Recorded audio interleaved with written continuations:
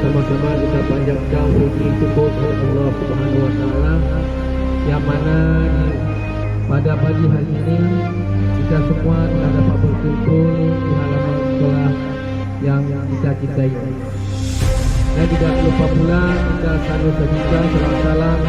kepada Tuhan Yang Besar Muhammad sallallahu alaihi wasallam